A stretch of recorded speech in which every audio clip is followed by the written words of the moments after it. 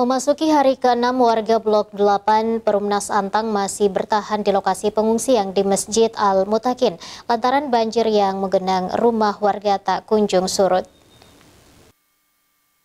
Puluhan warga pengungsi banjir masih bertahan di Masjid Al-Mutakin, Jalan Ujung Borik Raya, Blok 8, Kecamatan Manggala, Kota Makassar, Kamis siang.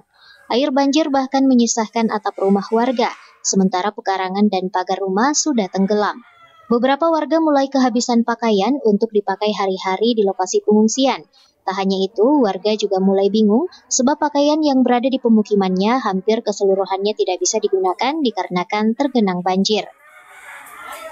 Kalau untuk yang saya dapat itu dari para pengungsi itu sebagian besar pakaian, terutama untuk anak-anak, kendala juga beberapa kemudian makanan bayi, dan ibu-ibu tadi itu saya lihat sebagian besar sudah keluar beli daster. Selain itu, di lokasi pengungsian berbeda, warga korban pengungsian yang mengungsi sejak minggu kemarin sangat membutuhkan peralatan mandi dan kebutuhan anak-anak, yakni minyak telon dan selimut.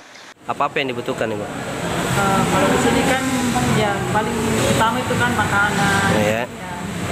terus sabun mandi. Ya.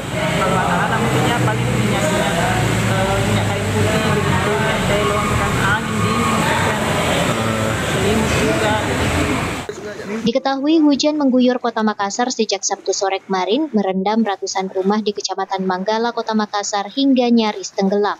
Rusma Wandirara, Celebes TV.